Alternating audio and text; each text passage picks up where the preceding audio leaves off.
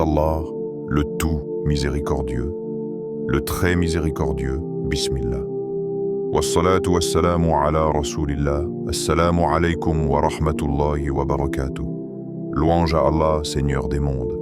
Que la paix et la bénédiction soient sur notre prophète Mohammed. Ce vendredi n'est pas un vendredi comme les autres.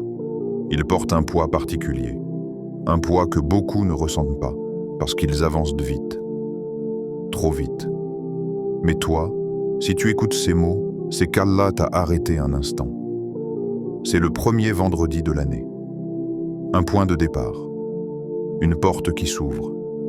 Un moment suspendu entre ce qui a été et ce qui sera. Un jour choisi par Allah. Pas par les calendriers, pas par les traditions humaines, mais par le Créateur du temps lui-même. Un jour où les invocations sont élevées. Pas seulement prononcées, élevées.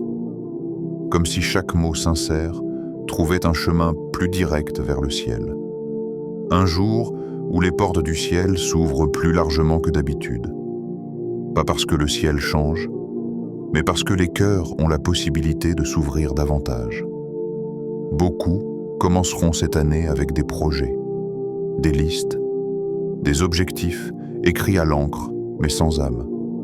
Des résolutions faites avec la langue, mais pas avec le cœur. Ils diront « Cette année, je ferai ceci. Cette année, j'arrêterai cela. Cette année sera différente. » Et pourtant, combien d'années se sont déjà ressemblées? Le croyant, lui, ne commence pas par promettre. Il commence par demander. Il ne commence pas par compter sur lui-même. Il commence par se tourner vers Allah. Parce qu'il sait une chose essentielle. Sans Allah, aucune année ne tient debout. Et aujourd'hui, en ce vendredi béni du 2 janvier 2026, je vais te partager une invocation simple. Pas longue, pas compliquée, pas réservée à une élite, mais une invocation extrêmement lourde dans la balance. Une invocation qui, si elle est répétée 100 fois, peut marquer ton année d'une empreinte invisible, mais réelle. Avant d'aller plus loin, prends un instant. Oui, maintenant. Si ton cœur est déjà touché par ces paroles, écris simplement dans les commentaires. Ya Allah, bénis cette année. Ce mot n'est pas anodin. C'est une intention écrite, un témoignage silencieux. Et parfois, une intention partagée devient plus forte qu'une intention cachée. Si tu veux que ce rappel continue d'atteindre des cœurs qui en ont besoin, partage cette vidéo. Peut-être qu'Allah utilisera ce simple partage pour apaiser un cœur fatigué quelque part. Et si tu fais partie de ceux qui veulent te commencer l'année en marchant sur la voie du prophète, abonne-toi à Voix de la Sunna et active la cloche. Pas par habitude, mais par engagement envers un rappel qui te rapproche d'Allah. Reste bien jusqu'à la fin. Ne quitte pas cette vidéo trop vite, parce qu'une surprise spirituelle, discrète mais puissante, t'attend à la fin, et elle pourrait changer la manière dont tu verras ce vendredi. Revenons maintenant à l'essentiel. Ce vendredi, ce n'est pas juste un jour, c'est un dépôt. Un dépôt qu'Allah place entre tes mains. Ce que tu y mets aujourd'hui peut influencer ce que tu récolteras demain. Et parmi toutes les œuvres possibles, il y en a une que le prophète a particulièrement honorée. Une œuvre légère sur la langue, mais lourde sur la balance. Une œuvre qui relie ton cœur au meilleur des hommes. Une œuvre qui attire la miséricorde, même quand les mots te manquent. C'est cette invocation que nous allons découvrir ensemble. Pourquoi le vendredi est unique? Le prophète a dit « Le meilleur jour sur lequel le soleil se lève est le vendredi. » Muslim. Arrête-toi un instant sur ces mots. Le meilleur jour, pas un jour parmi d'autres, pas un jour symbolique uniquement pour une communauté, mais le meilleur jour depuis que le soleil se lève sur la création. Chaque matin, le soleil se lève. Il se lève sur les montagnes silencieuses. Il se lève sur les villes agitées. Il se lève sur les cœurs apaisés et sur les cœurs brisés. Et parmi tous ces levers de soleil, Allah a choisi un jour précis, un jour qu'il a honoré, un jour qu'il a rempli de sens, de secrets, de miséricorde. Ce jour, c'est le vendredi. Le vendredi n'est pas seulement un jour de la semaine. Ce n'est pas un simple repère dans le calendrier. C'est un axe du temps. Un jour autour duquel tournent des réalités immenses. Le prophète nous a appris que c'est le jour où Adam a été créé. L'être humain, le premier souffle de vie, le premier regard posé sur la création. Le début de l'histoire humaine commence. Un vendredi. Et ce n'est pas un hasard. Allah aurait pu créer Adam n'importe quel autre jour. Mais il a choisi le meilleur jour pour commencer l'histoire de l'humanité. C'est aussi le jour où Adam est entré au paradis. Le jour où la promesse, la beauté, la proximité d'Allah ont été goûtées pour la première fois par un être humain. Un jour de lumière, un jour d'élévation, et c'est également un vendredi que l'heure aura lieu. La fin, le retour, la rencontre définitive avec Allah.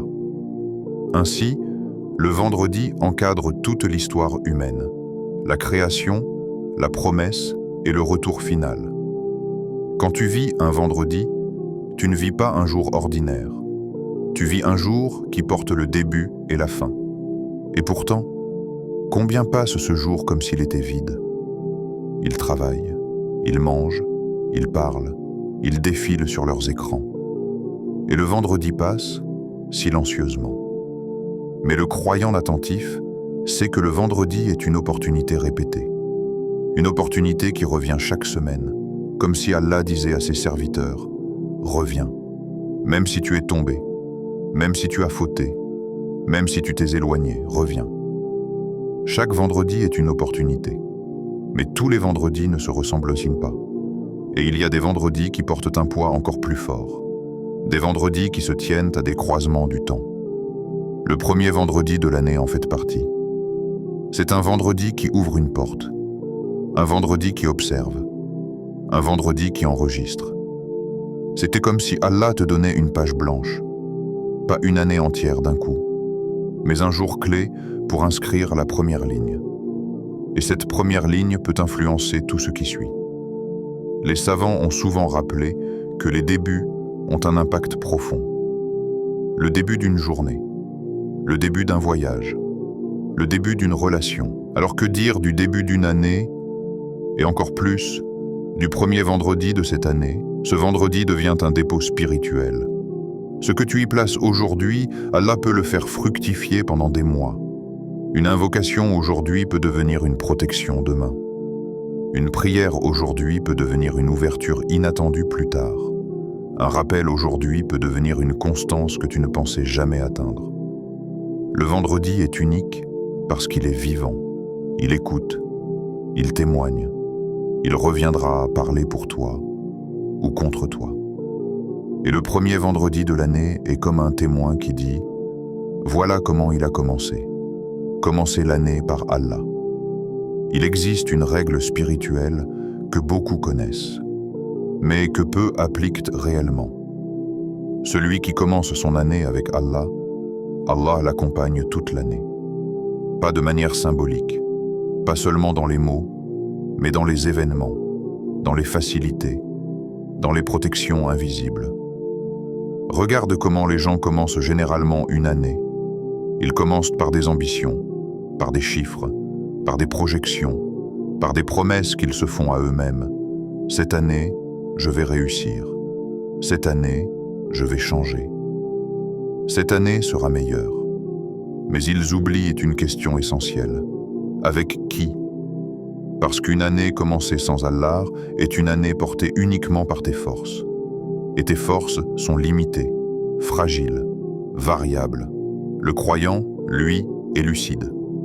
Il sait qu'il ne contrôle pas demain. Il sait qu'un cœur peut changer. Il sait qu'un plan peut s'effondrer. Il sait qu'un empêchement peut surgir sans prévenir.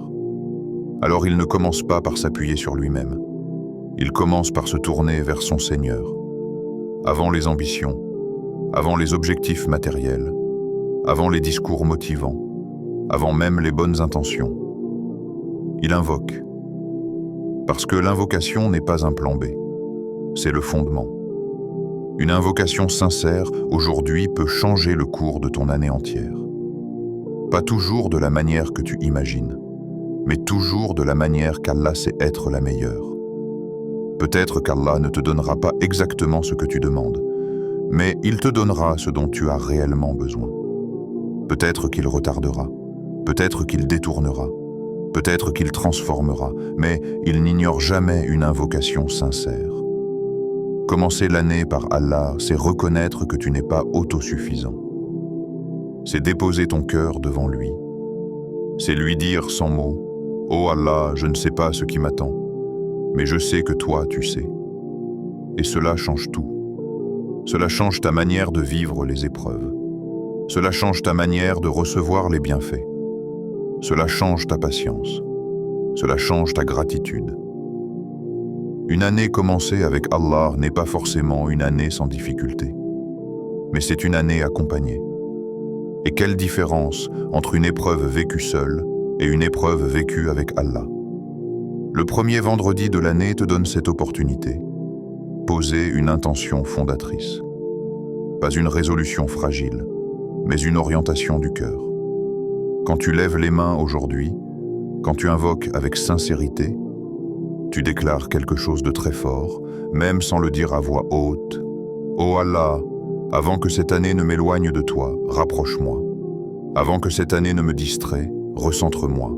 Avant que cette année ne m'épuise, soutiens-moi. » Et Allah aime cela. Il aime qu'on commence par lui. Il aime qu'on le mette en premier. Il aime qu'on reconnaisse notre besoin. Ce vendredi n'est pas juste une date. C'est une porte d'entrée spirituelle. Et celui qui entre par la bonne porte marche différemment tout au long du chemin. L'invocation a répété 100 fois. Il existe dans l'adoration des actes qui paraissent simples, presque ordinaires, au point que beaucoup les sous-estiment. Ils passent sur la langue sans que le cœur ne mesure réellement leur portée. Et pourtant, ce sont ces actes-là qu'Allah a rendus immenses dans la balance. La prière sur le prophète fait partie de ces trésors discrets. L'invocation que nous évoquons aujourd'hui n'est pas une formule inventée, ni une parole embellie par les hommes. Elle est enracinée dans la révélation, honorée par la sunna et aimée d'Allah. Elle est courte, claire, accessible à tous, mais son poids dépasse ce que l'esprit humain peut calculer. Allahumma salli ala Muhammad wa ala Ali Muhammad. Ces mots ne sont pas simplement une phrase. Ils sont un lien entre toi et le prophète, un lien entre toi et Allah, un lien entre la terre et le ciel. Lorsque tu dis Allahumma, tu appelles ton Seigneur. Tu reconnais sa seigneurie, sa puissance, sa proximité. Lorsque tu dis Sali, tu demandes à Allah d'élever, d'honorer, de couvrir de miséricorde. Et lorsque tu mentionnes le nom de Muhammad, tu te connectes à l'homme qui a porté le message, supporté les épreuves, transmis la vérité et guidé l'humanité par la permission d'Allah. Ce n'est pas un simple hommage, c'est une adoration que le prophète lui-même nous a encouragés à multiplier. Il a dit, dans un hadith authentique rapporté par Muslim, « Celui qui prie sur moi une fois, Allah prie sur lui 10 fois. » Arrête-toi ici, ne continue pas encore. Une fois, 10 fois, une seule invocation de ta part. Et Allah te mentionne 10 fois, te couvre de bénédictions, te fait descendre sa miséricorde, te rapproche de lui. Maintenant, imagine ce que signifie répéter cette invocation 100 fois en ce vendredi béni. Ce n'est plus une simple répétition, c'est une immersion, c'est une pluie de bénédictions, 100 fois sur ta langue, 1000 bénédictions d'Allah sur toi. Et ces bénédictions ne sont pas abstraites, elles prennent forme dans ta vie. Elles se manifestent parfois par un apaisement soudain, parfois par une difficulté allégée, parfois par une porte qui s'ouvre sans que tu comprennes comment. Répéter cette invocation 100 fois, ce n'est pas une performance. Ce n'est pas un chiffre magique. C'est une discipline du cœur. C'est décider, volontairement, de t'arrêter dans le tumulte de la vie et de consacrer quelques minutes à honorer celui qu'Allah a choisi comme dernier messager. Chaque répétition est une déclaration silencieuse. « Ô Allah, je reconnais la place de ton prophète. Je reconnais sa valeur. Je reconnais que sans lui, je n'aurais pas connu ta guidance. » Plus tu répètes cette invocation, plus ton cœur s'affine. Tu commences peut-être mécaniquement, mais peu à peu, quelque chose change. Les mots deviennent plus lourds. Le nom du prophète résonne différemment. La langue ralentit. Le cœur s'adoucit. Et ce n'est pas un hasard si cette invocation est mise en avant un vendredi. Le vendredi est déjà un jour de prière sur le prophète. Les savants ont rappelé que les prières sur lui sont présentées ce jour-là. C'est comme si Allah te donnait une occasion renforcée de te rapprocher par cet acte précis. 100 fois, ce n'est pas excessif. 100 fois, ce n'est pas inaccessible. Mais 100 fois avec présence, avec respect, avec amour, cela peut transformer ton état intérieur. Et plus encore en ce premier vendredi de l'année. Comme si tu posais une base. Comme si tu disais « Oh Allah, je commence cette année en honorant ton messager. Fais que cette année me rapproche de sa sunna. » Les effets spirituels de cette invocation. Il y a des invocations qui demandent, et il y a des invocations qui transforment. La prière sur le prophète ne commence pas par une demande personnelle. Elle commence par un don. Tu donnes de ton temps. Tu donnes de ton attention. Tu donnes de ta voix. Et Allah, lui, donne en retour ce que ton cœur ne savait même pas réclamer. L'un des premiers effets de cette invocation est l'apaisement du cœur. Pas un apaisement superficiel, pas un oubli temporaire des soucis, mais un apaisement profond, enraciné. Beaucoup de cœurs sont lourds, sans savoir pourquoi. Ils portent des charges invisibles, des inquiétudes diffuses, des tensions accumulées. Et quand la langue se met à prier sur le prophète, quelque chose se relâche. Le rythme change. La respiration se calme. Les pensées s'alignent. C'est comme si le cœur retrouvait une fréquence qu'il avait oubliée. Parce que le prophète est une miséricorde. Et invoquer pour lui, c'est s'exposer à cette miséricorde. Cette invocation est aussi un moyen puissant d'effacer des péchés. Pas parce que les mots effacent mécaniquement, mais parce qu'Allah aime cet acte. Et quand Allah aime une œuvre, il aime celui qui l'a fait.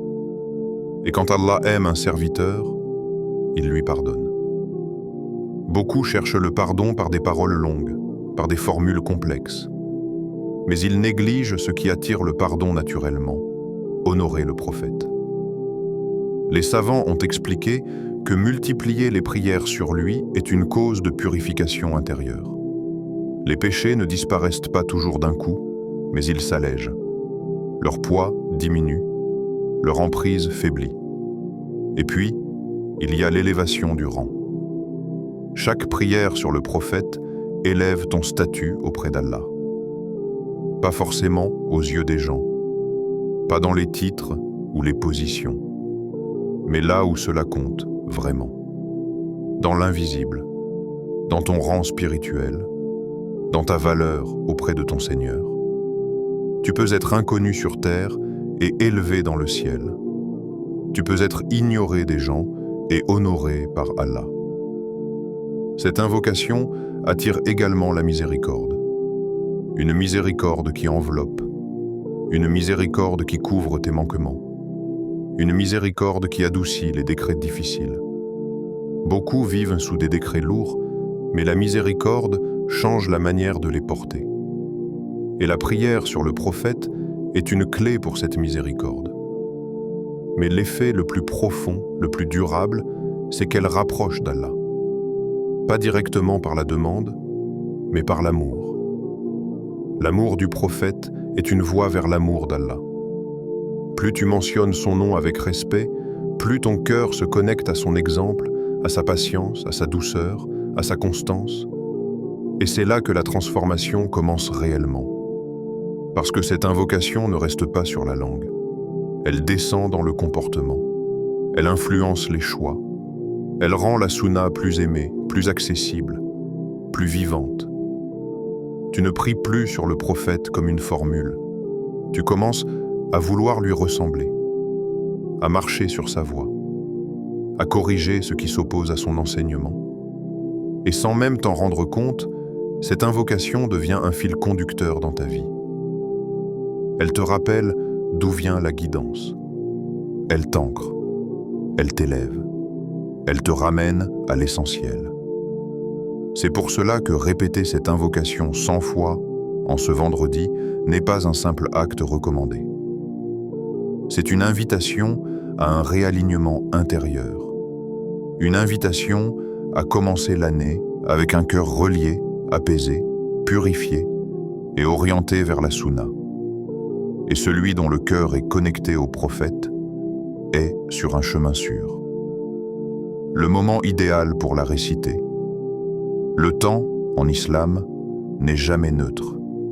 Il n'est pas seulement une succession d'heures et de minutes qui s'écoulent sans distinction. Le temps est une création d'Allah.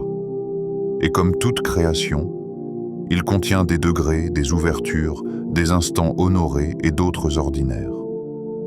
Comprendre cela change profondément la manière dont le croyant vit ses journées, et plus encore ses vendredis. Lorsqu'on parle du moment idéal pour réciter une invocation, il ne s'agit pas de rigidité ou de contrainte, mais de lucidité spirituelle. Il s'agit de reconnaître que certains instants sont naturellement plus propices, non parce qu'Allah serait absent à d'autres moments, mais parce que le cœur humain, lui, est plus disponible, plus réceptif, plus attentif. Après la prière du Fajr, le monde est encore calme. Les voix sont rares. Les distractions sont faibles. Les cœurs qui se lèvent à ce moment-là ne sont pas des cœurs ordinaires. Ce sont des cœurs qui ont répondu à un appel avant le lever du soleil. Des cœurs qui ont choisi Allah avant les occupations. Dans cet instant précis, juste après le Fajr, la journée n'a pas encore commencé au sens du monde, mais elle a déjà commencé auprès d'Allah. C'est un moment où l'âme est encore douce, presque vierge des tensions du jour. Réciter la prière sur le prophète à ce moment-là, ce n'est pas simplement réciter une invocation, c'est inscrire une orientation. C'est comme tracer une ligne droite avant que les chemins ne se multiplient. Les mots descendent plus facilement, non parce que la langue est plus habile, mais parce que le cœur n'est pas encore encombré. Puis vient ce moment si particulier entre Asr et Maghrib, ce moment que les savants ont longuement évoqué, ce moment où se cache une heure d'exaucement le vendredi. Une heure qui n'est pas annoncée clairement, comme pour obliger le croyant à rester présent, attentif, constant. Entre Asr et Maghrib, la journée commence à s'incliner. La lumière change. Le corps ressent la fatigue. L'esprit fait le bilan, consciemment ou non. C'est un moment où les masques tombent, où les ambitions se taisent, où l'on se retrouve face à soi-même. Réciter la prière sur le prophète à ce moment-là, c'est déposer son cœur fatigué dans un acte aimé d'Allah. C'est offrir à son âme un refuge avant la nuit. Les mots prennent alors une autre saveur. Ils ne sont plus récités avec l'énergie du matin, mais avec la sincérité de celui qui reconnaît ses limites. Et pourtant, malgré l'honneur de ces moments précis, l'islam ne réduit jamais l'adoration à des créneaux rigides. Le vendredi tout entier est un espace ouvert. À n'importe quel moment de ce jour, la prière sur le prophète est honorée, acceptée, aimée. Que tu sois seul dans une pièce silencieuse ou entouré de bruit, que tu sois debout, assis ou même en déplacement, l'essentiel n'est pas le décor, mais l'état intérieur. Pas besoin de se presser, car ce qui est précipité perd souvent sa profondeur. Pas besoin d'un lieu spécial, car Allah n'est pas enfermé dans un espace. Ce qui compte, ce n'est ni l'endroit ni l'heure exacte, mais la présence du cœur. La présence du cœur est ce qui transforme un acte ordinaire en adoration réelle. Tu peux réciter 100 fois une invocation avec une langue rapide et un cœur absent. et n'en retirer qu'une trace légère. Et tu peux réciter ces mêmes mots lentement, avec conscience, avec respect, avec amour, et voir ton état intérieur changer. Le vendredi n'est pas une course. C'est une invitation à ralentir, à s'asseoir avec ces mots, à laisser chaque répétition imprégner le cœur. Lorsque tu choisis ton moment, ne cherche pas la perfection extérieure. Cherche le moment où ton cœur est le moins dispersé. Ce moment où tu peux être là, vraiment là, sans regarder l'heure, sans compter les répétitions, avec nervosité, sans attendre la fin. Car paradoxalement, c'est lorsque tu ne cherches plus à finir que l'adoration commence réellement à porter ses fruits. Une intention claire. L'intention est une réalité invisible, mais elle est le moteur de toute œuvre. Sans intention, les actes se vident de leur sens, même s'ils conservent leur forme extérieure. Avec une intention claire, même un acte simple devient immense. C'est pour cela que les savants ont toujours insisté sur le fait que l'intention précède l'action, l'accompagne et parfois même la dépasse en valeur. Lorsque tu t'apprêtes à réciter une invocation, surtout une invocation aussi noble que la prière sur le prophète, ce qui se passe dans ton cœur avant même que ta langue ne bouge est déterminant. Dire dans ton cœur « Oh Allah, je commence cette année en me rapprochant de toi par l'amour de ton prophète et par le suivi de sa sunna », ce n'est pas une simple phrase intérieure. C'est une orientation profonde. C'est une déclaration silencieuse. Tu reconnais que cette année, avec tout ce qu'elle contient d'inconnu, ne sera pas laissée au hasard. Tu reconnais que ton salut ne réside ni dans tes efforts seuls, ni dans tes projets, ni dans tes capacités, mais dans la proximité avec Allah. Et tu choisis une voie précise pour cette proximité. L'amour du prophète et le suivi de sa sunna. L'intention agit comme une lentille. Elle détermine la manière dont l'acte est vu auprès d'Allah. Deux personnes peuvent réciter exactement les mêmes mots, au même moment, avec le même nombre de répétitions, et pourtant leurs œuvres ne se ressemblent pas du tout. L'une récite par habitude, parce que c'est recommandé, parce que c'est facile, parce que cela fait partie de sa routine.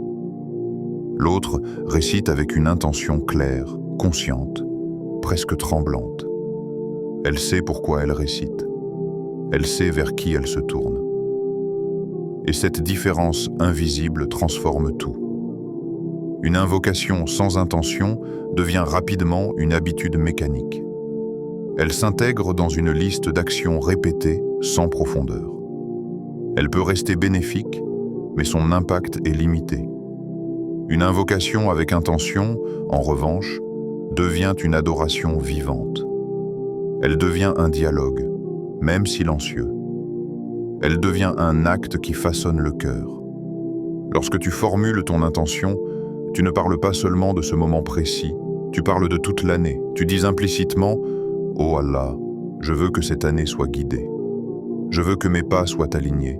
Je veux que mes choix soient éclairés. » L'intention te protège aussi d'une chose subtile, la dispersion. Sans intention claire, tu peux réciter, puis t'arrêter, puis reprendre, puis douter, puis comparer, puis te demander si cela suffit. Avec une intention claire, tu es ancré. Tu sais pourquoi tu fais cet acte, et cela te suffit. Tu ne cherches pas à ressentir quelque chose de spectaculaire. Tu ne cherches pas un signe immédiat. Tu fais confiance. Et cette confiance est en elle-même une forme d'adoration. Commencer l'année avec une telle intention, c'est poser une fondation invisible mais solide. Les événements viendront, les épreuves aussi. Les moments de facilité alterneront avec les moments de lourdeur. Mais l'intention initiale reste. Elle agit comme un rappel intérieur. Lorsque tu t'éloignes, elle te ramène. Lorsque tu hésites, elle t'éclaire. Lorsque tu te fatigues, elle te rappelle pourquoi tu avances. Ainsi, avant même de compter les répétitions, avant même de choisir le moment exact, prends cet instant intérieur. Clarifie ton intention. Ne la récite pas forcément à voix haute. Ressens-la. Laisse-la s'installer, car à partir de là, chaque invocation que tu prononceras ne sera plus un simple mot, mais une brique ajoutée à l'édifice de ton année spirituelle. Une promesse discrète mais réelle. Il existe dans la relation entre le serviteur et son Seigneur une vérité que le temps n'a jamais altérée. Allah ne laisse jamais une invocation sincère sans réponse. Cette promesse n'est pas toujours spectaculaire. Elle n'est pas toujours immédiate. Elle ne se manifeste pas toujours de la manière que l'on attend. Mais elle est réelle, constante, infaillible. Celui qui invoque avec sincérité a déjà été entendu, même s'il ne le sait pas encore. Le croyant mûr spirituellement comprend que la réponse d'Allah ne se limite pas à ce qu'il demande avec ses mots. Elle dépasse parfois son intelligence, ses attentes, sa vision limitée. Parfois, Allah donne immédiatement. Le cœur se sent apaisé, une porte s'ouvre, une difficulté se dissipe, une solution apparaît sans prévenir. Et le serviteur reconnaît alors la douceur d'Allah, sa générosité apparente, sa proximité évidente. Mais il arrive aussi qu'Allah ne donne pas tout de suite, non pas par refus, non pas par oubli, mais par sagesse. Parce que le moment n'est pas encore arrivé, parce que le cœur doit encore mûrir, parce que ce qui est demandé dans l'état actuel du serviteur pourrait devenir une épreuve plutôt qu'un bienfait. Alors Allah retarde.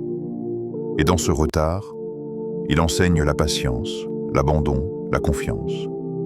Il arrive également qu'Allah réponde à une invocation en repoussant un mal que le serviteur n'a jamais vu, un accident évité, une parole non prononcée, une décision détournée, une relation qui ne s'est pas faite.